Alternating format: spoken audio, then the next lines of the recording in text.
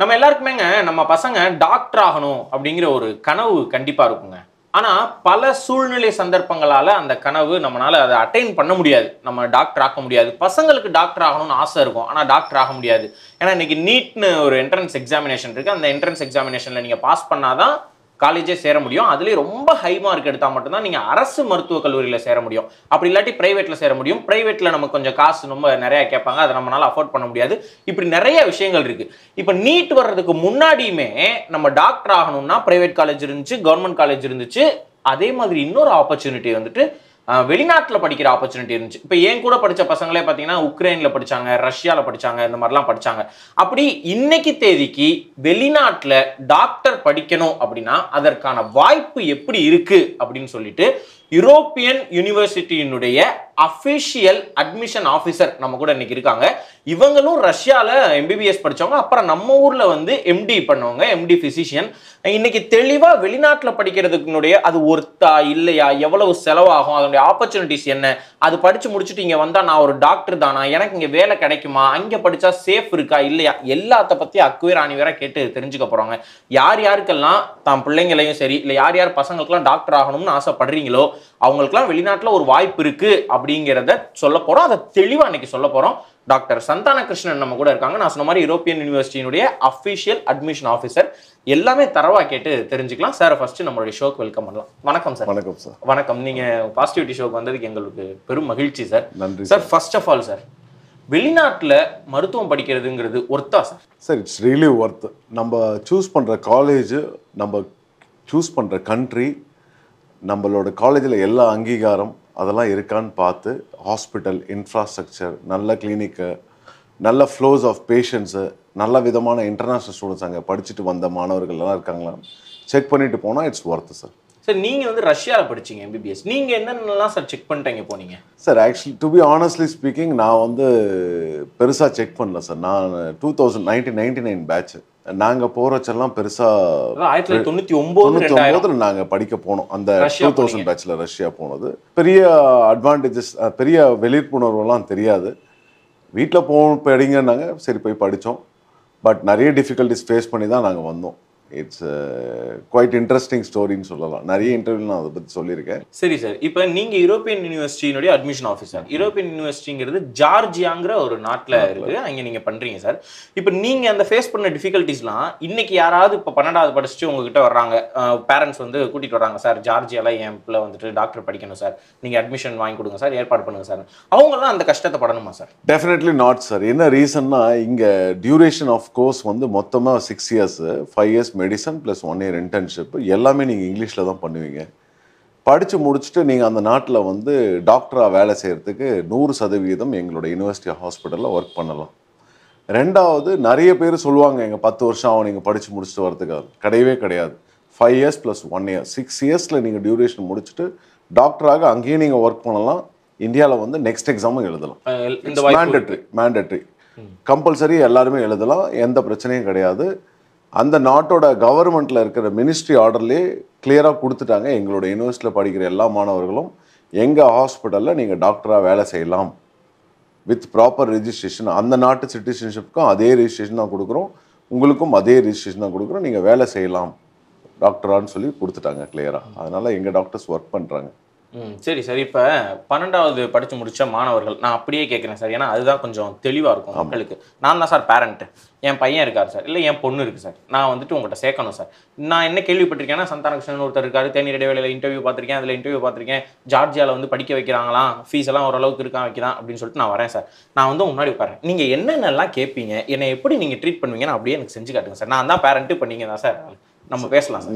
கிளியராக கேட்குறது என்னன்னா, உங்கள் ஸ்டூடெண்ட் எவ்வளோ மார்க் எடுத்திருக்காங்க நீட்டில் பாஸ் ஆயிட்டாங்க சார், ஒரு 300 மார்க் எடுத்திருக்காங்கன்னு. 300 மார்க் எடுத்தாங்கன்னா quite good sir. Physics, chemistry, பயாலஜியில் 50% எபோவ் எடுத்திருப்பாங்க கண்டிப்பாக. இந்த 2 க்ரைட்டீரியா கேட்பேன் சார். 3வது, உங்களால் செமஸ்டர் ஃபீ கரெக்டாக 6 மாதத்துக்கு ஒரு தடவை கட்ட முடியுமா? உங்களை பேரண்ட் நீங்கள் யாராவது அடிக்கடி வரணும்னு நினைக்கிறீங்களா? உங்களுக்கும் சேர்த்து விசா ப்ராசஸ் பண்ணணுமா? ஆமாம், அதெல்லாம் முதல்ல கேட்டுருவேன். ஏன்னா உங்களோட அதுக்கேற்ற மாதிரி உங்களுக்கு டாக்குமெண்ட்ஸ் சேர்த்து பண்ணணும். இப்போ ஒரு ஸ்டூடெண்ட்டுக்கு பண்ணுறது வந்து அது தனிப்பட்ட முறையில் அவங்களோட அந்த நாட்டோட அப்ரூவலில், அதாவது உங்களோட 10th 12th mark sheet, NEET score card, birth certificate, passport copy, இந்த 5 டாக்குமெண்ட்டுமே டெல்லிக்கு அனுப்பிச்சு மினிஸ்ட்ரி ஆஃப் எக்ஸ்டர்னல் அஃபேரில் அப்போஸ்டில் பண்ணுவேன். அந்த டாக்குமெண்ட்டை அப்போஸ்டில் பண்ணதுக்கப்புறம் ஜார்ஜியாவுக்கு அனுப்பிச்சு அதை அந்த நாட்டு மொழிக்கு டிரான்ஸ்லேட் பண்ணி அங்கே இருக்கிற மினிஸ்ட்ரி ஆஃப் எஜுகேஷனில் சப்மிட் பண்ணி இந்த மாதிரி இந்த இந்த இந்திய மாணவர் உங்கள் பையனோட பேர் concern name, passport holder, Indian citizen, இந்த நாட்டுக்கு இந்த காலேஜுக்கு இந்த மெடிசன் ப்ரோக்ராம் படிக்கிறதுக்கு வராரு, இதுக்கு எலிஜிபிள் அவரு அப்படின்னு சொல்லி ஒரு எலிஜிபிலிட்டி சர்டிஃபிகேட் அந்த நாட்டிலையும் வாங்குவேன். அந்த நாட்டில் கொடுக்கணும், வாங்கி தான் ஆகணும். வாங்கி அந்த நாட்டிலேருந்து மினிஸ்ட்ரி ஆர்டர், ரெக்டர் ஆர்டர், அந்த நாட்டோட இன்விடேஷனு, நம்ம காலேஜோட இன்விடேஷன், யூனிவர்சிட்டியோட இன்விடேஷனு, மினிஸ்ட்ரி ஆர்டர் கூட ஒரு கன்ஃபர்மேஷன் ஆர்டர்னு ஒன்று வாங்குவோம். அந்த ஆர்டர் இருந்தால் தான் உங்களுக்கு விசா கிடைக்குங்க. ஸோ அந்த டாக்குமெண்ட்லாம் எடுத்துகிட்டு வந்து இங்கே இருக்கிற கவர்மெண்ட்டுக்கும் நாங்கள் சப்மிட் பண்ணி விசா ப்ராசஸ் பண்ணி டாக்குமெண்டேஷன் பண்ணி அதுக்கப்புறம் எல்லாரையும் கெட் டுகெதர் பண்ணி ஒரு பெரிய பேட்சாக தான் அனுப்புவோம் நாங்கள். It's a big procedure, but we will do it very simply. எல்லாத்துக்கும் எங்கள் ஸ்டாஃப் இருக்கு. ஒரு பேட்ச்க்கு எத்தனை பேர் சார் நீங்கள் அனுப்புறீங்க? 150 பேர் sir. Okay, that is a first batch for September October batch. December பேட்ச்க்கு வெறும் 50 பேர் தான் சார். அவ்வளோதான். அதுக்கு மேலே நான் அனுப்ப முடியாது சார். 200 பேர் தான். 200 பேர் தான் ஒரு அந்த என்னோட யூரோப்பியன் யூனிவர்சிட்டிக்கு என்னால் அனுப்ப முடியும். அதுக்கு மேலே நான் யாரையும் அனுப்ப மாட்டேன். ஏன்னா அதுக்கு அதிகமாக போனாலும் பிரச்சனைகள் நம்ம தான் ஃபேஸ் பண்ணுவோம். நல்ல இன்ஃப்ராஸ்ட்ரக்சர் இருக்குது, அதுக்கான நல்ல பசங்க இருந்தாங்கன்னா தரமான ஸ்டூடெண்ட்ஸு அங்கே படித்து முடிச்சுட்டு வரலாம். அதிகமாக ஸ்டூடெண்ட்ஸ் அனுப்பிச்சாலும் I will be the one facing problem. அதனால் நான் அதை அனுப்ப மாட்டேன். ஓகே சார், இப்போ ஃபீஸ் செமஸ்டரை பொறுத்த வரைக்கும் சொன்னீங்க, அதை உங்களால் ரிவீல் பண்ண முடியுமா சார்? என்ன சார் ஃபீஸ் அது? 2,20,000 வரும் சார் ஒரு செமஸ்டர் ஃபீஸு. ஒரு செமஸ்டருக்கு 6 மாதத்துக்கு ஒரு தடவை ஃபீஸ் கட்டணும். $2,750 வரும், அமெரிக்கன் டாலர் கட்டணமாக பார்க்கும்போது. ஆமாம், அதாவது 2,20,000. அதுக்கப்புறம் நமக்கு இங்கே ஃப்ளைட்ல இருந்து நம்ம போகிற செலவு, இங்கே ஹாஸ்டலில் தங்குற செலவு, நம்ம சாப்பாடு செலவு, இதெல்லாம் சார் எல்லாம் சேர்த்திங்கன்னா ஒரு 1 lakh வரும் சார் ஒரு செமஸ்டருக்கு. அதெல்லாம் சேர்த்தா 1 லட்சம் வரும். அப்படின்னா 3,20,000 3,20,000 அதிகபட்சம் வரும். வருஷத்துக்கு 6,40,000 வரும் சார். ஓகே, ஓவராலாக நீங்கள் படிச்சு முடிச்சுட்டு வரதுக்கு 36 lakhsல முடியும். 36 லட்சத்தில் முடிஞ்சிடும். Fine sir. With flight ticket, local transportation, books, uniform, maximum எல்லா இந்தியன் ஆத்தர் புக்ஸும் நானே கொடுத்துருவேன். ஓகே, நானே ஃப்ரீயாகவும் கொடுக்குறேன். சில பேருக்கு, சில பேர் வந்து புக்ஸ்லாம் கேட்பாங்க, அவங்களை சப்ஸ்கிரிப்ஷன் பண்ணி அதையும் வாங்கி கொடுத்துருவேன். மேக்ஸிமம் எல்லா புக்ஸும் இங்கேயே ப்ரொவைட் பண்ணிவிடுவேன். யூனிஃபார்ம்லேருந்து ஸ்டெத்தஸ்கோப்லேருந்து சின்ன சின்ன மெடிக்கல் எக்யூப்மெண்ட்ஸ்லேருந்து எல்லாமே நானே கொடுத்துருவேன். சரி சார், நீங்கள் கொடுத்துட்றீங்க, நீங்கள் இங்கேருந்து அனுப்பி விட்டுருவீங்க, நீங்கள் மற்ற நேரத்தில் தமிழ்நாட்டில் இங்கே தான் இருப்பீங்க? கிடையவே கிடையாது, அதுதான் தப்பான. அதான், ஏன்னா நீங்கள் இங்கேருந்து அனுப்பி விட்டுறீங்க, இப்போ ஜார்ஜியாவில் போய் அங்கே யாருன்னே தெரியாத ஒரு கூட்டத்தில் என் பிள்ளை என்ன செய்யணும்னு ஒரு கஷ்டம் இருக்கும்ல? கிடையவே கிடையாது. நல்லா புரிஞ்சுக்கோங்க, நான் இந்த அட்மிஷன் டைமில் தான் மே, ஜூன், ஜூலை தான் நான் இங்கே இருப்பேன். ஆகஸ்ட்ல விட்டீங்கன்னா இங்கே எங்கள் ஆஃபீஸில் எல்லா ஸ்டாஃப் இருப்பாங்க, எங்கள் ஒய்ஃப் இருப்பாங்க. நான் வந்து முழுக்க ஜார்ஜியாவில் தான் இருப்பேன். அதோட ஜனவரி ஹாலிடே, எனக்கு செமஸ்டர் ஹாலிடே வரும், அந்த டைமில் நானும் வருவேன். சரி, என் பிள்ளைங்களோட நானும் அப்பதான் வந்து ஸ்பெண்ட் பண்ணிட்டு திருப்பி ஒரு மாசம் கழிச்சு திருப்பி அங்க போயிடுவேன். ஓகே, அங்க அந்த இன்னும் ஒரு 5 மாசம் இருந்துட்டு திருப்பி வரும். அந்த மாதிரி தான் இருக்கேன். அப்ப நீங்க அங்கேயே தான் இருப்பீங்க அந்த மாணவர்கள் கூட? ஆமா சார், எனக்கு சொந்தமா ஹாஸ்டல் இருக்காங்க. கிட்டத்தட்ட 4.5 ஏக்கர்ல ஹாஸ்டல் வச்சிருக்கேன். நீங்களே வச்சிருக்கீங்க? ஆமா, 450-500 பேர் என் ஹாஸ்டல்ல தங்கி இருக்காங்க. 22 இந்தியன் ஸ்டாஃப்ஸ் என் கூட ஒர்க் பண்றாங்க. ஓகே, வேலைக்கு வச்சிருக்கேன், நல்லபடியா ரன் பண்ணிட்டு இருக்கேன். அதெல்லாம் டெஃபினட்டா நாங்க இருந்துதான் ஆகணும். சரி சார், அப்ப யூனிவர்சிட்டி யாரோடது சார்? யூனிவர்சிட்டி வந்து belongs to an Georgian people தான். மிஸ்டர் லாஷான்றவர் தான் எங்களோட ஃபவுண்டர். அவங்களோட ஒரு பெரிய ஃபேமிலி எப்படின்னா, they are basically from a hospital group of company. ஒரு நல்ல நம்ம நாட்டில் இருக்கிற ஒரு தலை சேர்ந்த ஒரு ஹாஸ்பிட்டல் ஈக்குவலாக அந்த நாட்டில் இருக்கிற ஒரு ஹாஸ்பிட்டல் வந்து நேம் வந்து ஜுவான் யூனிவர்சிட்டி ஹாஸ்பிட்டல்னு சொல்லி 1990s ஆரம்பித்த ஹாஸ்பிட்டலு ஸ்டெப் பை ஸ்டெப்பாக மெடிக்கல் காலேஜு அப்படின்னு வந்து நல்லபடியாக சக்ஸஸ்ஃபுல்லாக ரன் பண்ணிகிட்டு இருக்காங்க. அந்த ஒரு ஃபவுண்டர்கிட்ட நான் ஒரு நல்ல நட்பு வச்சுருக்கிறதுனால இந்த ஒரு 7 வருஷமாக அங்கே ஒரு அட்மிஷன் ஆஃபீஸர் அட்மிஷன் டைரக்டராகவும் நாங்கள் இருக்கேன். சரி சார், இப்போ நாங்கள் அங்கே படிக்கும்போது அவங்களுக்கு வேறு ஏதாவது ப்ராப்ளம்ஸ் வருது, டிஃபிகல்ட்டிஸ் வருதுன்னா அதெல்லாம் நீங்கள் ஹேண்டில் பண்ணி கொடுப்பீங்களா? Definitely sir. அதாவது எல்லா ஸ்டூடெண்ட்ஸ்க்கும் மெடிக்கல் இன்சூரன்ஸ்லேருந்து அவங்களுக்கு வேறு எந்த பெரிய ப்ராப்ளம்லாம் வராது. அந்த country is so safe. Okay sir, நான் புரியுது நீங்கள் சொல்ல வர்றது. ஆனால் நீங்கள் வந்துட்டு பேண்டமிக்கை எப்படி சார் ஹேண்டில் பண்ணீங்க? சார், பேண்டமிக்கில் எல்லாருமே they were doing online classes for 3 months. அவங்க வீட்டுக்கு இங்க வர முடியாதுல்ல? வந்தாங்க. நாங்க சார்ட்டர்ட் ஃபிளைட் அரேஞ்ச் பண்ணி இண்டிகோ நம்மளுக்கு ஸ்பெஷல் அலோவன்ஸ் நம்ம இந்தியன் கவர்மெண்ட் ஹெல்ப் பண்ணதுனால இங்கேருந்து சார்ட்டர்ட் ஃபிளைட் அலோவ் பண்ணி நாங்க இங்கேருந்து போன பசங்களையும் கூப்பிட்டு போனோம். திருப்பி போறச்சையும் வரும்போதும் அங்கேருந்து மொத்த ஃபிளைட்ல ஸ்டூடெண்ட்ஸை கூப்பிட்டு வந்தோம். நிறைய இந்த மாதிரி டிஃபிகல்டிஸ் நீங்க சொல்ற மாதிரி எல்லா டிஃபிகல்டிஸும் நான் ஃபேஸ் பண்ணிட்டு தான் இருக்கேன். நான் உக்ரைன்ல படிச்ச என்னுடைய ஃப்ரெண்டுடைய தம்பிலாம் உக்ரைன்ல படிக்கும்போது பேண்டமிக் பீரியட்ல இங்க இருந்து வர முடியாம அங்கே கஷ்டப்பட்டதெல்லாம் நான் இல்ல நீங்க சொல்றது 100க்கு 100 உண்மை. இந்த வார் டைம்ல எவ்வளவு பிரச்சனைகள் வந்துச்சு. பெரிய பிரச்சனையாச்சு. கீழ அண்டர் கிரவுண்ட்ல பைப்லைன்ல 120 students they came here, they approached us. நாங்க நல்லபடியா ஃப்ரீ ஆஃப் காஸ்ட்ல எந்த செலவும் நான் பண்ணாம அவங்க கிட்ட வாங்காம அப்படியே அந்த காலேஜோட நம்ம இந்திய கவர்மெண்ட்ல ப்ராப்பரான அனுமதி பெற்று அந்த ஸ்டூடெண்ட்ஸ் எல்லாரையுமே நான் நல்லபடியாக ட்ரான்ஸ்ஃபர் பண்ணி நம்ம காலேஜில் படிக்க வச்சுட்டு இருக்கேன். இப்போ 5th இயர் 6th இயர்லாம் நம்ம ஸ்டூடெண்ட்ஸ் நிறைய பேர் இருக்காங்க உக்ரைன், ரஷ்யால இருந்து. ஆமா, உக்ரைன்ல இருந்து எல்லா ஸ்டூடெண்ட்ஸ் அங்கே படிச்சுட்டு இருக்காங்க, எங்க யூனிவர்சிட்டியில் படிச்சுட்டு இருக்காங்க. நல்ல மாணவர், நிறைய மாணவர்கள், நல்ல தரமான மாணவர்கள் அவங்க எல்லாம். ஓகே சார், இப்போ அங்கே படிச்சு முடிச்சிடும் சார், படிச்சிடறோம், உங்களுடைய சப்போர்ட் இருக்கு, செஞ்சிடறோம்னு வச்சுக்கோங்களேன். அங்கேருந்து இப்போ நான் இந்தியாவுக்கு வந்தா பொதுவாக இங்கே ஒரு பரீட்சை எழுதி பாஸ் ஆனால் தானே என்னால் இங்கே டாக்டர் ஆக முடியும். அது என்ன சார் பரீட்சை? அது எழுதுறதுக்கு கொஞ்சம் கஷ்டமா இருக்குமா? ஏன்னா இங்கே இந்தியாவிலே படிச்சா இந்தியன் சிலபஸ் இருக்கும், ஏன்னா இந்தியன் கவர்மெண்ட் நடத்துறது, அப்போனா எனக்கு கொஞ்சம் ஈஸியாக இருக்கும்னு தோணும். நான் வெளிநாட்டில் படிக்கிறேன், அது ஏதோ என்ன சிலபஸ் இருக்கும், நான் அதை வந்து பாஸ் பண்ண முடியுமா? டெஃபினட்டா நீங்க கண்டிப்பா அந்த கேள்வி உங்க பேரண்டாக எல்லாருக்குமே இருக்கும். பட் டிரான்ஸ்பரண்டா சொல்லணும்னா நீங்க படிக்கக்கூடியது இன்ஜினியரிங்கோ இல்ல வேற ஏதோ ஆர்ட்ஸ் அண்ட் சயின்ஸ் குரூப் கிடையாது. மெடிசன் தான். மெடிசன்ன்றது வந்து it's common for all over the world. Curriculum தான் டிஃபர் ஆகுமே தவிர நீங்க படிக்கக்கூடிய புக்ஸ்ல இருந்து சப்ஜெக்ட்ஸ்ல இருந்து அந்த பேட்டர்ன் ஆஃப் எக்ஸாம்ஸ் எல்லாமே சிமிலர் தான் எங்களோட. டிஃபால்ட்லி 6 இயர்ஸ் பேக் நான் என்னைக்கு அந்த யூனிவர்சிட்டியில் அட்மிஷன் ஆஃபீஸர் ஆனனோ அன்னிலேருந்து இந்த எஃப்எம்ஜின்னு ஒரு எக்ஸாம் வந்துச்சு முதல்லாம். அந்த எஃப்எம்ஜி எக்ஸாமுக்கு டிஃபால்ட்டாகவே நான் 3rd இயருக்கு அப்புறம் வரக்கூடிய எல்லா சப்ஜெக்ட்ஸுமே எல்லா கொஸ்டின் பேட்டர்ன்ஸ் எல்லாமே வந்து எஃப்எம்ஜி பேட்டர்னுக்கு ஏற்ற மாதிரி நான் மாற்றி கொடுத்தேன் எங்கள் யூனிவர்சிட்டியில். அது வந்து நல்லபடியாக வரவேற்பு பெற்றது. அதுவும் இல்லாமல் நம்ம ஸ்டூடெண்ட்ஸ்க்கு நிறைய பெனிஃபிட் ஆச்சு, ஹெல்ப் பண்ணியிருக்கோம். அதனால அந்த பசங்க எல்லாருமே ஃபர்ஸ்ட் அட்டெம்ப்ட்ல பாஸ் பண்ணாங்க FMG exam. 90% of the students passed in FMG in first attempt. இந்தியாவில் வந்து எழுதுற வந்து ஆமாம் எழுதி ஒரே ஃபர்ஸ்ட் டைம்லேயே வந்து 90% ஆஃப் ஸ்டூடெண்ட்ஸ் எல்லாருமே பாஸ் பண்ணாங்க. அந்த மாதிரி ரெக்கார்டு எந்த யூனிவர்சிட்டிலையுமே கிடையாது.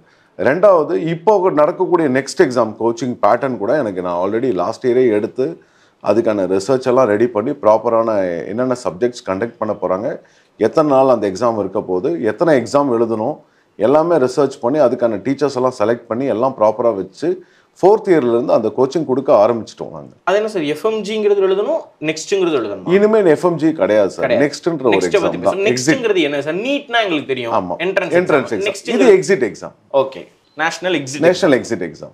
ஸோ இது வந்து முழுக்க எல்லா மாணவர்களுக்கும் அது இருக்கு. இந்தியாவில் படிக்கிறவங்களுக்கும் சரி, வெளிநாடு வரவங்களுக்கும் அந்த எக்ஸாம் இருக்கு. இப்போ நான் மெட்ராஸ் மெடிக்கல் காலேஜில் படிக்கிறேன் சார், நான் எம்பிபிஎஸ் முடிக்கிறேன், ஒரு 5-6 வருஷம் படிச்சு முடிச்சிடறேன், அரியர் இல்லாமல் கிளியர் பண்ணிட்டு வந்துட்டேன்னா நான் டாக்டர் தானே? நான் இந்த நெக்ஸ்ட் எக்ஸாம் நீங்க டாக்டர் தான் சார், கம்பல்சரி நீங்க நெக்ஸ்ட் எக்ஸாம் எழுதணும். இனிமே இருந்து தமிழ்நாட்டில் படித்தாலும் எங்கே படித்தாலும் இனிமே இருந்து இந்தியாவில் எங்கே படித்தாலும் இனிமே இருந்து நெக்ஸ்ட் எக்ஸாம் எழுதணும். 2020 அதாவது 2023 அந்த இம்ப்ளிமெண்ட் கொண்டு வந்துட்டாங்க. பட் சில பல காரணங்களால நம்ம கவர்மெண்ட் வந்து கொஞ்சம் தள்ளி போட்டுகிட்டே வந்துடுச்சு. பட் அதுக்கான எல்லா எக்ஸாம் பேட்டர்ன்லேருந்து கவர்மெண்ட்டே ரிலீஸ் பண்ணிட்டான். இந்த மாதிரி எக்ஸாம்ஸ் இருக்க போது, இந்த சப்ஜெக்ட்ஸ் வரப்போது, இதெல்லாம் நீங்கள் ப்ரிப்பேர் பண்ணணும். 2024க்கு அப்புறம் படித்து முடிக்கிற மாணவர்கள் எல்லாரும் இந்த எக்ஸாம் எழுதி தான் ஆகணும் அப்படின்னு சொல்லி ஒரு கவர்மெண்ட் கொடுத்துட்டாங்க, ஒரு அனௌன்ஸ்மெண்ட்டை. ஸோ அதை நம்ம ஃபாலோ பண்ணி தான் ஆகணும். அதனால் நான் வந்து ரொம்ப, ஏன்னா நாங்கள் படிக்கும்போது நான் என்ன டிஃபிகல்ட்டி ஃபேஸ் பண்ணேன்னா, நான் ரஷ்யாவில் போய் படிக்கும்போது எங்களுக்கு எஃப்எம்ஜி எக்ஸாம்லாம் கிடையவே கிடையாது. சரி, திடீர்னு 2002 கவர்மெண்ட் வந்து அனௌன்ஸ் பண்ணாங்க, நீங்கள் கம்பல்சரி எழுதி தான் ஆகணும்ட்டு. நான் 2007 முடிக்கும்போது நான் நிறைய டிஃபிகல்ட்டி ஃபேஸ் பண்ணேன். கிட்டத்தட்ட 3 தடவை 4 தடவை அட்டெம்ப்ட்டு எக்ஸ்ட்ரா கோச்சிங் படித்து பாஸ் பண்ணேன். ஸோ அந்த டிஃபிகல்ட்டிஸ் என் ஸ்டூடெண்ட்ஸ் ஃபேஸ் பண்ண மாட்டாங்க. இங்கே வர பசங்க எல்லாருக்குமே next exam coaching 3rd year முடிஞ்சு 4th இயர் வரும்போது 4th year 5th year 6th இயர்ல எல்லாமே கொடுத்துருவோம், அங்கேயே கண்டக்ட் பண்ணிடுவேன். ஸோ இங்கே வரும்போது ஈஸியாக எக்ஸாம் எழுதி பாஸ் பண்ணிடுவாங்க. ஸோ டெஃபினட்டாக அந்த எக்ஸாம் கொண்டு வந்துருவாங்க. ஏன்னா இது ஒரு வேர்ல்ட் ஸ்டாண்டர்டான எக்ஸாம். இப்போ USMLA, PLAB, UK எல்லாம் பெரிய பெரிய நாட்டில் இருந்து கொடுக்கப்பட்ட மெடிக்கல் ஸ்டூடெண்ட்ஸ்க்கு இந்த தேர்வு, எக்ஸிட் டெஸ்ட், இது மாதிரி தான் ரொம்ப கடுமையானதாக இருக்கும்.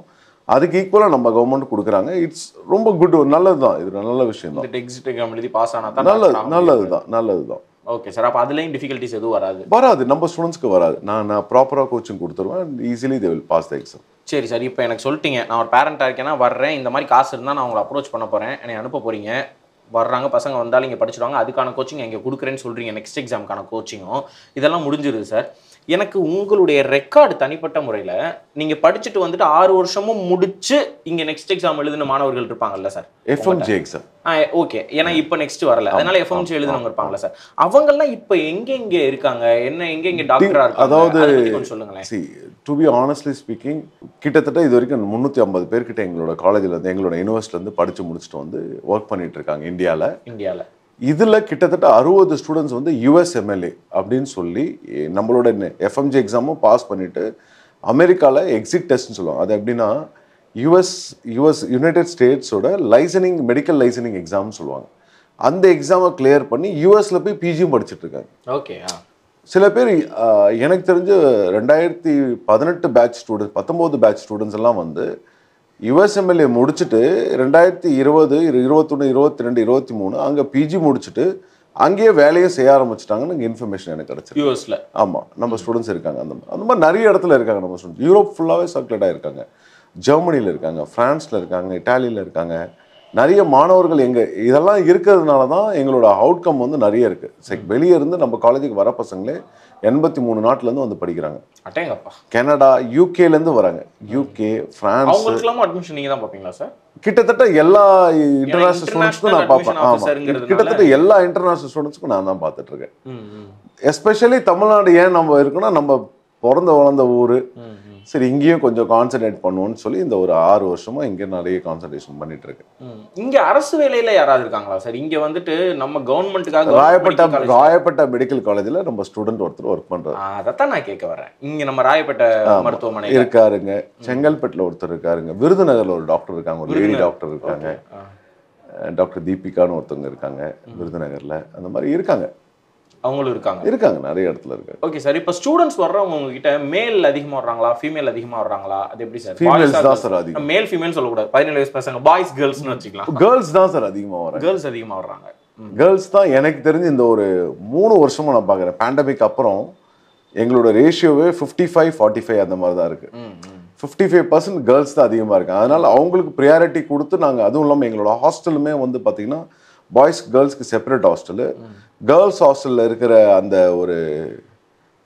ஒரு ஹோம்லி ஃபீல் இருக்கும் எங்கள் ஹாஸ்டல். ஏன்னா lady warden, Indian warden, Georgian staffs, driver, security எல்லாமே ப்ராப்பராக பண்ணியிருக்கோம். பாய்ஸ் ஹாஸ்டலுக்கு அதெல்லாம் இருக்குது. பட் இங்கே வந்து கொஞ்சம் கேர் இன்னும் கொஞ்சம் அதிகமாக இருக்கும், அடிஷ்னல் கேர் இருக்கும் கேர்ள்ஸ் ஹாஸ்டல் ஒன்று. சரி சார், இப்போ நீங்கள் சொல்கிறீங்க இதெல்லாமே இருக்குது அப்படின்னு சொல்லிட்டு, ஆனால் ஏன் சார் 200ஓட நீங்கள் வந்து சுருக்கிக்கிறீங்க? அதுக்கு மேலே உங்களால் தமிழ்நாட்டிலேருந்து நிறைய பேரை கொண்டு போனால் ஒரு ஆப்பர்ச்சுனிட்டி கிடைக்கும்ல? ஏன்னா நான் எது கேட்க வரேன்னா, யாராவது வந்தாங்கன்னா இல்லைங்க அட்மிஷன் முடிஞ்சிருச்சுன்னு சொல்லி நீங்கள் அனுப்பியிருப்பீங்கல்ல? லாஸ்ட் இயர் பண்ணியிருக்கோம் சார். அதை தான் நான் கேட்க வரேன். ஏன் ஒரு கூடுதலாக ஒரு 50 பேர் கூட்டு போய் டாக்டர் ஆக்கினா தான் என்ன? இல்லை சார், அப்படி பண்ண முடியாது. என்ன ரீசன்னா, நம்ம நாட்டில் எல்லா மெடிக்கல் காலேஜுக்கும் ஒரு லிமிட்டெட் சீட்ஸ் இருக்குது. அந்த சீட்டுக்கு மேலே நம்ம போட்டோன்னா, இப்போ சில கண்ட்ரிலாம் என்ன பண்ணுறாங்கன்னா 200 சீட் வச்சுருப்பாங்க, 500 ஸ்டூடெண்ட்ஸ் படிக்க வைப்பாங்க. ஜார்ஜியாவில் சில காலேஜில் என்ன பண்ணுறாங்கன்னா 200 சீட் இருக்கிற காலேஜுக்கு 500 பேர் படிக்க வைக்கிறாங்க. அந்த மாதிரிலாம் பிரச்சனைகள் வந்துச்சுன்னா நம்ம தான் ஃபேஸ் பண்ணுவோம் ப்ராப்ளம். அதனால நான் வந்து வரும் காப்பு மாதிரி தான். நம்ம ஸ்டூடெண்ட்ஸ்க்கு நம்ம ஜென்யூனாக இருக்கணும், அவங்க நல்லபடியாக படித்து முடிச்சுட்டு இங்கே வந்து வேலையும் செய்யணும். எங்கள் ஹாஸ்பிட்டலில் வருஷத்துக்கு 200 பேர் 300 பேர் 400 பேர் வரைக்கும் உங்க டாக்டரா வேலை செய்ய முடியும். அங்கே ஜார்ஜியால. அந்த ஹாஸ்பிடல் யாரோடது சார்? எங்களோட யூனிவர்சிட்டி ஓனரோட, ஃபவுண்டர் தான். யூரோப்பியன் யூனிவர்சிட்டியோட ஓன் ஹாஸ்பிடல் தான். ஜோவான் ஹாஸ்பிடல். ஜோவான் ஹாஸ்பிடல் பக்கத்துல இருக்கு. பக்கத்துலயே தான் எல்லாமே, எங்க கேம்பஸ்லயே தான். அதெல்லாம் தனி, அது ஒரு தனி கேம்பஸ். எங்க we have 4 campus in our ஜார்ஜியால. கேபிட்டல் சிட்டில 4 கேம்பஸ் இருக்கு எங்களுக்கு. ஒரு கேம்பஸ்க்கும் ஒரு ஸ்பெஷாலிட்டி இருக்கு. ஒரு கேம்பஸ் வந்து கிளினிக்கல்ஸ் பேஸ்டு கேம்பஸ், ஒன்று வந்து ஹாஸ்பிட்டல் பேஸ்டு, ஒன்று தியரிட்டிக்கல், ஒன்று ப்ராக்டிக்கல் பேஸ்டு. எல்லாமே நியர்பை தான். 1/2 கிலோமீட்டர்ல எல்லா டிஸ்டன்ஸுமே இருக்கு. ஹாஸ்டலும் நியர்பைல எல்லாம் வச்சிருக்கோம் நாங்கள். சரி சார், இப்போ நீங்கள் உங்கள்கிட்ட நேரில் வந்து நான் பேசினேன்னா, because you're so warm and humble, நீங்கள் அழகாக பேசுவீங்க, பேரண்ட்ஸ்க்கு வந்து நல்லா ஃபீல் இருக்கும். இப்போ அதே இது நீங்கள் அங்கே இருக்கீங்கன்னா, நான் உங்கள்கிட்ட நேரடியாக பேரண்ட்ஸாக நான் ஃபோன் பண்ணி உங்கள்கிட்ட பேச முடியுமா சார்? எல்லா பேரண்ட்ஸுமே என்கிட்ட பேசுவாங்க சார். சடன் விசிட்லாம் கூட அவங்க பண்ணுவாங்க. ஜார்ஜியாக்கு வருவாங்களா? சொல்லாம வந்துட்டு ஏர்போர்ட்லேருந்து எனக்கு கால் பண்ணுவாங்க. எங்கள் ஸ்டாஃப்க்கு ரீச் ஆவாங்க, எனக்கு பண்ணுவாங்க. இந்த மாதிரி இந்த பேரண்ட் வந்திருக்காங்க சார், அவங்களுக்கு ஒரு ஏர்போர்ட் பிக்கப்பும் அக்காமடேஷன் அரேஞ்ச் பண்ணுங்க அப்படின்வாங்க. உடனே நான் என் ஸ்டாஃப் கால் பண்ணுவேன், டிரைவர் போயிட்டு காரில் போய் அவங்கள பிக்கப் பண்ணிட்டு வருவார். தமிழ் ஆள் ப்ராப்பராக போயிட்டு அவங்கள பிக்கப் பண்ணிட்டு வந்து அவங்கள ஹாஸ்டலில் அவங்க பிள்ளைங்களோட ஒரு வாரம் 10 நாள் இருந்து தங்க வச்சு ஹாஸ்டல்லே தங்கிக்கலாம். தங்கி இருந்து எல்லாத்தையும் பார்த்துட்டு திருப்பி அவங்க வராங்க. அந்த அளவுக்கு ஃப்ரெண்ட்லி தான் நாங்கள். ஈவன் 5th இயர் ஸ்டூடெண்ட்டையும் எனக்கு கால் பண்ணுவோம். நேற்று கூட ஒரு 5th இயர் ஸ்டூடெண்ட்ஸ் கால் பண்ணி, சார் இந்த பிள்ளைக்கு வந்து அப்டமன் பெயின் இருக்கு, நைட்டு 2 மணிக்கு கால் பண்ணி அப்டமன் பெயின் இருக்கு சார், நீங்கள் இல்லாதனால நானே பிள்ளைய ஹாஸ்பிட்டல் கூப்பிட்டு போயிட்டு அட்மிட் பண்ண, நம்ம யூனிவர்சிட்டி ஹாஸ்பிட்டல் அட்மிட் பண்ணி ரெக்கவர் ஆகி காலையில் கூப்பிட்டு வந்து விட்டுட்டு காலையில எனக்கு ஃபோன் பண்ணி அப்டேட் பண்ணாங்க. ஓகே. ஸோ அந்த அளவுக்கு நம்ம எதுக்கு 5th இயர் ஸ்டூடெண்ட்னா நம்ம ஸ்டாஃப் இருந்தாலும் அவங்க நான் clinical medical sir. 5th year 6th year student இருக்கும்போது அவங்க ஒரு டாக்டர், கிட்டத்தட்ட டாக்டர் ஆயிட்டாங்க, ஆல்மோஸ்ட் டாக்டர். ஸோ அவங்களுக்கு வந்து they can treat easily and they can understand the feelings. கரெக்டாக கூப்பிட்டு போயிட்டு கைட் பண்ணி கூப்பிட்டு வந்து விட்டுட்டாங்க. ஸோ எப்பவுமே எங்களோட ஹாஸ்டலில் பார்த்தீங்கன்னா 4th year 5th year students ஒரு 50 பேர் இருக்காங்க. எப்பவுமே கரண்ட்லி இருப்பாங்க, வருஷம் இருப்பாங்க. அந்த பசங்க ஏதாவது ஒன்றுனா பசங்களுக்கு ஹெல்ப் பண்ணிட்டு இருப்பாங்க, நல்லா பண்ணுவாங்க. அதெல்லாம் எங்கள் காலேஜில் பொதுவாக ரேகிங் அதெல்லாம் கிடையாது. அந்த கவர்மெண்ட்டில் பொதுவாக ரேகிங்கு, நம்ம ஃபாரினர்ஸ்க்கு யாராவது ஹர்ட் பண்ணாங்க அப்படின்னா கடுமையான சட்டத்திட்டங்கள், அதனால் யாரும் எதுவும் பண்ண முடியாதாங்க. அதே போல் ட்ரக்ஸ் ஃப்ரீ சிட்டி, யாரும் அந்த ட்ரக்ஸ் எல்லாம் பண்ண முடியாது, ரொம்ப ரெஸ்ட்ரிக்ஷனாக வச்சுருக்க ஒரு கண்ட்ரி. எங்களோட கேம்பஸும் அந்த மாதிரியான ஒரு கேம்பஸ் தான். ஏன் நான் இந்த அளவுக்கு திரும்ப திரும்ப கேட்டுகிட்டே இருக்கேனா சார், நம்ம நிறைய சினிமாவில் பார்த்துருக்கோம், வச்சுருக்கோம், காசை கொடுப்போம், அது ஒரு ஆள் வந்து குறுந்தாடி வச்சுட்டு ஒரு ஆள் உட்காந்துருப்பாங்க. நான் இது பண்ண விரும்பலை, ஜென்ரலைஸ் பண்ண விரும்பலை, பட் சும்மா பார்த்த மாதிரி வரைக்கும் சொல்லும்போது அவர்கிட்ட பேசும்போது அழகாக சூப்பராக பேசுவாங்க, எல்லாம் செய்வாங்க. திடீர்னு எங்கிட்டாவது கூட்டிட்டு போய் பிள்ளைய விட்டுருவாங்க. அதுக்கப்புறம் என்ன ஆகும் ஏதாகும் நமக்கு இல்லை, அந்த மாதிரிலாம் நிறைய நடக்குது. அதைத்தான் நான் சொல்லுவேன். இல்லை, என்கிட்டயும் வராங்க நிறைய பேர். இப்போ கரீபியன் ஐலாண்டில் போயிட்டு காலேஜே இல்லையா, காலேஜே இல்லை, ஒரு ஷெட் மாதிரிலாம் இருக்கு, படிக்கிறவங்கலாம் இருக்காங்க. சில காலேஜில் வந்து ஹாஸ்பிட்டல்ன்றது ஒன்று கிடையவே கிடையாது. என்னோட அகாடமி, நீட் அகாடமி வந்து ஒரு இந்த பில்டிங்கோட கொஞ்சம் பெரிய பில்டிங், அந்த சைஸ் கூட இல்லையா அங்கே மெடிக்கல் காலேஜ். ஓகே, அப்படிலாம் வராங்க. அதெல்லாம் சொல்றேன், அந்த மாதிரி ஏமாறுறதுக்கான வாய்ப்புகள் இருக்கு. இந்த எங்கள் யூனிவர்சிட்டியில் கரண்ட் ரெக்கார்டு படி எங்கள் காலேஜில் நிறைய ஸ்டூடெண்ட்ஸ் படித்து முடிச்சுட்டு வந்திருக்காங்க, நல்லபடியாக சக்ஸஸ்ஃபுல்லாக இருக்காங்க. அதனால நாங்கள் பெருசாக மார்க்கெட்டிங்கை பண்ண வேண்டியதில்லை. Easily we are closing the admissions. எனக்கு வந்து என்னென்னா கொஞ்சம் குவாலிட்டியான ஸ்டூடெண்ட் வேணும் அப்படின்னு நான் எதிர்பார்க்குறேன். என்னன்னா அப்போ தான் காம்படிஷன்றதை விட ஈஸியாக இருக்கும் ஹேண்டிலிங். பசங்க வந்து தரமான ஸ்டூடெண்ட்ஸாக இருப்பாங்க. என்னோட ஸ்டூடெண்ட்ஸ் எல்லாருமே எந்த ஒரு மிஸ் அண்டர்ஸ்டாண்டிங், எந்த ஒரு கெட்ட பழக்கத்துக்கும் போகாமல், எந்த பிரச்சனையும் இல்லாமல் நல்லபடியாக ரன் பண்ணிட்டு இருக்கேன். அப்படியே ரன் பண்ணிட்டு வந்துடணும்னு பார்க்குறேன். சரி சார், நீங்க பெருசா விளம்பரம்லாம் இல்லைன்னு சொன்னீங்க, அப்ப எப்படி சார் உங்களுக்கு அந்த அட்மிஷன்ஸ் வருது? பை மவுத் தான் சார், பேரண்ட்ஸ் தான் சார். அதாவது நேத்து கூட ஒரு பேரண்ட் வந்தாங்க, அக்கா அங்கே 4th இயர் படிக்கிறாங்க, தம்பி இப்போ 1st இயர் கூப்பிட்டு போறாங்க, அந்த மாதிரி வராங்க. சில பேர் வந்து 6th இயர் படிக்கிற பையனோட தங்கச்சி வராங்க. அந்த மாதிரிலாம் நிறைய ரெஃபரன்ஸ் வந்து இங்கே.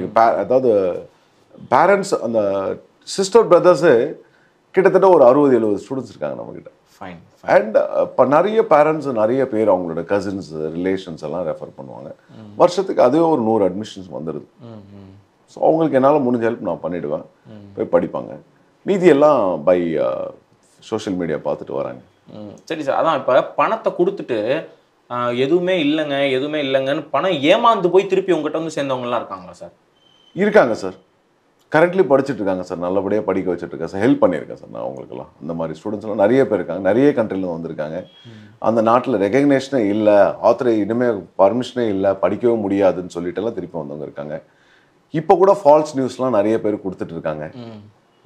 அதை பேஸ் பண்ணி நம்ம இந்தியன் கவர்மெண்ட், இந்தியன் எம்பாசியில் இருக்கிற, பிலிப்பைன்ஸில் இருக்க இந்தியன் எம்பாசி ஜூன் 4ஆம் தேதி ஒரு அனௌன்ஸ்மெண்ட்டு ட்வீட் பண்ணியிருக்காங்க, வெப்சைட்லையும் போட்டிருக்காங்க. ஸ்டில் எங்ககிட்ட எந்த அங்கீகாரமும் இல்லை. யார் சொல்கிறது நம்பாதீங்க, பப்ளிக் சொல்கிறத மார்க்கெட் லைக் சோஷியல் மீடியாவில் மார்க்கெட் பண்ணுறது நம்பாதீங்க அப்படின்னு சொல்லி இந்தியன் எம்பாசியும் மக்களுக்கு விழிப்புணர்வு கொடுத்துட்டே தான் இருக்குது.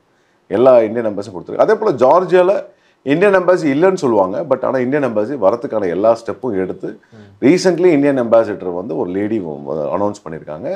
அக்டோபர் நவம்பரில் இந்தியன் எம்பாசி ஜார்ஜியாவுக்கு நாங்கள் கொண்டு வந்திருக்கோம். வரப்போகுது. ஓகே சார், இப்போ லாஸ்ட் அண்ட் ஃபைனல் கொஸ்டின் நான் வைக்கிறேன். இது கொஞ்சம் முக்கியமான கொஸ்டின் சார். இப்போ ஒரு 6,20,000 40,000 வச்சுக்கோங்களேன், சொல்றீங்க நீங்கள் ஒரு வருஷத்துக்கான ஃபீஸ். இல்லை, ஒரு காலேஜ் அந்த மாதிரி, இன்னொரு காலேஜ் வந்து வெறும் 1,60,000 தான். 1,60,000 1,60,000 தான் செமஸ்டர் ஃபீ குட்டாய்ஸ் யூனிவர்சிட்டி. ஆனால் வெறும் 50 சீட்டு தான் அங்கே இருக்குது. அது எப்படி சார்? அதை பத்தி கொஞ்சம் சொல்லுங்க. என்ன எனக்கு புதுசா இருக்கு. ஏன்னா இது சொன்னீங்க 3,20,000 சொன்னீங்க. இல்ல 2,20,000 யூரோப்பியன் யூனிவர்சிட்டி, 1,60,000 இல்ல நான் என்ன சொல்றேன்னா அந்த போக்குவரத்து எல்லாம் சேர்த்து சொல்றேன். 3,20 சொன்னீங்க. அப்ப 3,20 6,40 அதுதான் இப்ப நம்ம பேசிக்கிட்டு இருக்கோம். அதுதான் ஆடியன்ஸ்க்கு புரியும். திடீர்னு 1,60ன்னு சொல்றீங்க. அது என்ன யூனிவர்சிட்டி சார்? குட்டாய்ஸ் யூனிவர்சிட்டி. எங்க யூனிவர்சிட்டியோட இன்னொரு பிரான்ச் யூனிவர்சிட்டி. அங்கே வந்து ஒரு செமஸ்டருக்கு எவ்வளவு ஃபீஸ்? $2,000. 1,60,000 தான். 1,60,000. ஓ பிளஸ் அந்த போக்குவரத்துக்கு அது 1,00,000 வருமா? இல்ல கம்மியாகும். அந்த சிட்டி வந்து nearly around 200 kilometers away from capital city. Okay. அங்க வந்து எல்லாமே ஹாஸ்டல் ஃபீஸ் வந்து எல்லாமே $100. அதாவது அங்க விட ஒரு 75% தான் இங்க ஹாஸ்டல் ஃபீஸ். ஆனா ஃபெசிலிட்டிஸ் எப்படி இருக்கும்? நல்லா இருக்கும் sir. Infrastructure wise good, facilities எல்லாம் கூட same curriculum, same subject, same professors. Okay. அந்த மாதிரியான ஒரு நல்ல ஸ்டாண்டர்ட் தான். ஓகே. பட் சிட்டி தான் டிஃபரெண்ட். திருச்சி மாதிரி ஒரு சின்ன சிட்டி தான். நல்லபடியா ரன் பண்ணிட்டு இருக்கோம். ஓகே. அங்க அப்பனா ஒரு வருஷத்துக்கு ஒரு 2,20,000 அப்பமா ஒரு செமஸ்டருக்கு மொத்தமாவே. அப்ப ஒரு வருஷத்துக்கு ஒரு 5 லட்சத்தை வைங்கனே. அங்க ஒரு 5 லட்சத்தை வைங்க. 26 லட்சத்துல முடிச்சிடலாங்க. அங்க வந்து 26 லட்சத்துல முடிச்சிடலாம். Hostel, food, flight ticket. தூரம் கொஞ்சம் தள்ளி இருக்கிறதுனால அது கொஞ்சம் விலை கம்மின்னு சொல்ல வரீங்க. அது பிளஸ் அந்த சிட்டியோட எக்கானமி அவ்வளவுதான். காஸ்ட் ஆஃப் லிவிங் அங்க கம்மி தான். புரிஞ்சுக்கிட்டேன். மகிழ்ச்சி. இப்ப நான் வந்துட்டு ஒரு பேரண்ட் சார். எல்லா பேரண்ட்னாலையுமே ஒரு 6 லட்சத்தை சர்வசாதாரணமா தூக்கி இப்படி கொடுத்துட முடியுமான்னா கிடையாது. கஷ்டப்படுற பேரண்ட்ஸ் இருப்பாங்க, கடன் வாங்கி கொடுக்குற பேரண்ட்ஸ் இருப்பாங்க, எப்படியாவது பேசி வட்டிக்கு வாங்குற ஏதோ ஒன்று செய்வாங்க. நம்ம பையன் படிச்சிடணும்.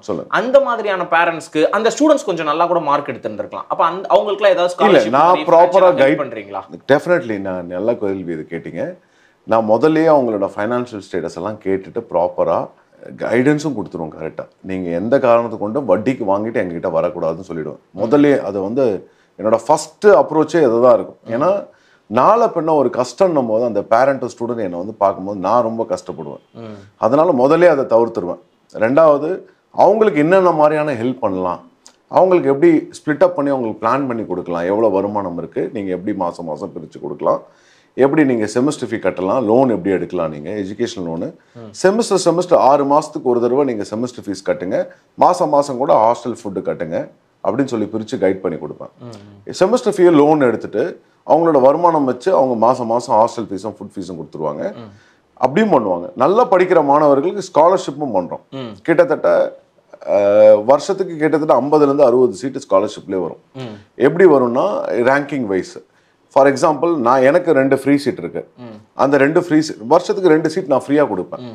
என்னோட 200 ஸ்டூடெண்ட்ஸில் அந்த 2 ஸ்டூடெண்ட் நல்ல மாணவர்களாக பார்த்து தகுதி பற்று, அதே போல் ஃபைனான்ஷியலியும் கொஞ்சம் கம்மியாக இருக்கவங்களை பார்த்து கைட் பண்ணி ஒருத்தவங்க அந்த மாதிரி, இன்னொருத்தவங்க வந்து இருக்கிறதுலே டாப்பர் யார், நம்ம என்ட்ரன்ஸ் எக்ஸாம் வச்சதெல்லாம் யார் டாப்பர்னு பார்த்துட்டு அவங்களுக்கு அந்த ஃப்ரீ சீட்டு கொடுத்துருவோம். நீங்கள் என்ட்ரன்ஸ் எக்ஸாம் வைப்பீங்களா? நான் கண்டக்ட் பண்ணுவேன்.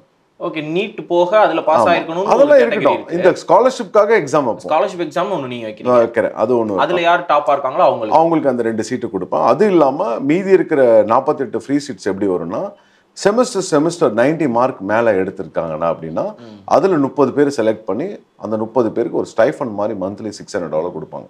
$500 to $400 to $600. அது it's depend on the ranking பொறுத்து நம்ம காலேஜில் கொடுப்பாங்க. அதை வச்சாலே அவங்களோட லிவிங் காஸ்ட் எல்லாம் மேனேஜ் பண்ணிக்கலாம். ஈவன் செமஸ்டர் ஃபீலே பாதி கட்டலாம் அவங்களால கட்ட முடியும். அப்படி இருக்காங்க பசங்க, படிச்சுட்டு இருக்காங்க.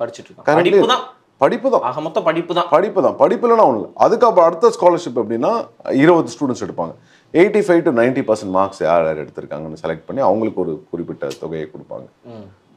80 to 85 யார் எடுத்திருக்கா, 95 அபோவ் யார் எடுத்திருக்கா, அவங்களுக்கு எந்த மாதிரி ஸ்காலர்ஷிப். இவர் இன்டர்நேஷனல் டூர் கொடுப்பாங்க. எப்படின்னா இப்போ ஜெர்மன்ல போயிட்டு இல்லை பிரான்ஸ்ல போயிட்டு ஒரு மாதம் நீங்கள் ஒரு ஹாஸ்பிட்டலில், நல்ல இன்டர்நேஷ்னல் ஹாஸ்பிட்டலில் ஒரு மாதம் ட்ரைனிங் பண்ணிவிட்டு சர்டிஃபிகேஷன் ப்ரோக்ராம் வாங்கிட்டு வர அந்த மொத்த செலவும் நம்ம காலேஜே எடுத்துக்கும். ஓகே.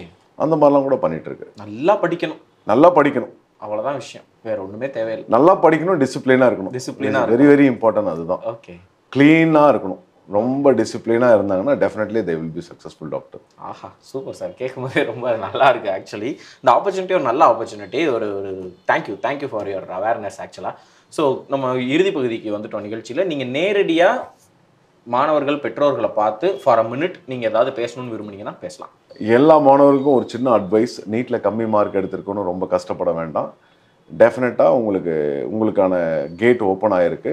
டெஃபினட்டாக எங்களை அப்ரோச் பண்ணுங்கள், நாங்கள் ஹெல்ப் பண்ணுறோம். ரெண்டாவது, வேறு யாரையும் அப்ரோச் பண்ணால் கூட, வேறு எதாவது கண்ட்ரி அப்ரோச் பண்ணால் கூட, எத்தனை வருஷமாக அங்கே மாணவர்கள் படிக்கிறாங்க, நம்ம நாட்டில் அது அங்கீகாரம் இருக்கா, நம்ம இந்தியன் எம்பாசியோட ட்வீட்ஸு, அவங்களோட வெப்சைட், அஃபிஷியல் வெப்சைட்டில் போயிட்டு ப்ராப்பராக எலிஜிபிலிட்டி பார்த்து அங்கே போய் படிக்கலாமா, சேஃபா இல்லையா, படித்து முடித்த மாணவர்கள்கிட்ட கேட்கலாம். எல்லாம் கேட்டுட்டு ப்ராப்பராக அந்த கம்பெனி எத்தனை வருஷமாக ரன் பண்ணுறாங்கலாம் பார்த்துட்டு சேஃபாக போய் சூஸ் பண்ணி படிங்க. அவ்வளோதான் என்னால் முடிஞ்ச அட்வைஸு. படிங்க நல்லபடியாக. நான் என்கிட்ட வர மாணவர்களை நான் நல்லபடியாக டாக்டர் ஆக்கி கொண்டு வந்து அவங்க பேரண்ட்ஸ்கிட்டையும் நம்ம நாட்டுக்கும் கொடுக்குறேன். Thank you my sir. Promise. Thank you so much for your time and உங்களுடைய ஹம்பிள்னஸ். நீங்கள் ரொம்ப கைண்டாக இருக்கீங்க. நீங்கள் பேசுகிறது எனக்கு ரொம்ப பிடிச்சிருக்கு ஆக்சுவலி. Thank you so much. நான் இப்படியே தான் சார் ரொம்ப வருஷமாக இருக்கேன். Even my parents, all my students use to tell the same thing. எந்த ஹெல்ப் கேட்டாலும் நான் உடனே பண்ணி கொடுப்பேன். நீங்கள் முதல்ல கேட்ட கேள்விக்கு இப்போ ஒரு சின்ன ஷார்ட் சொல்லிடுறேன். ஒரு சின்ன பிரச்சனைனா கூட நான் போய் இறங்கி நின்று சார்ட் அவுட் பண்ணுவேன். ஓகே. நைட்டு 11 மணி ஆனாலும் ஒரு சப்போஸ் இந்த ஹாஸ்டல் பிளாக்ல வைஃபை டோட்டல் லைனுமே கரப்ட் ஆகிருக்கு, எனக்கு அர்ஜென்ட் எக்ஸாம் பேட்டர்ன் இருக்குது, ஸ்டடி ரூமில் இது இல்லை அது இல்லைன்னு சொன்னாங்கன்னா ஒரே நாளில் கூட பண்ணி கொடுத்து நான் ரெக்கார்ட் பண்ணியிருக்கேன். அதனால் மொத்த பேரண்ட்ஸுமே எனக்கு நல்லா சப்போர்ட் பண்ணுவாங்க. என்ன என்கிட்ட கேட்டாங்கன்னா நான் பண்ண முடியாதுன்னு சொல்லவே மாட்டேன். டெஃபினட்டாக நான் ஹெல்ப் பண்ணி கொடுப்பேன். எந்த பிரச்சனையாக இருந்தாலும் நான் சார்ட் அவுட் பண்ணி கொடுக்குறேன். அதே போல் படிக்கக்கூடிய மாணவர்கள் நல்லபடியாக படித்தாங்கன்னா தான் ஹெல்ப் பண்ண முடியும். படிக்காமையே நான் எக்ஸாம் பாஸ் ஆகணும் அப்படின்னு நினைப்பாங்க சார் 1-2 பேர்.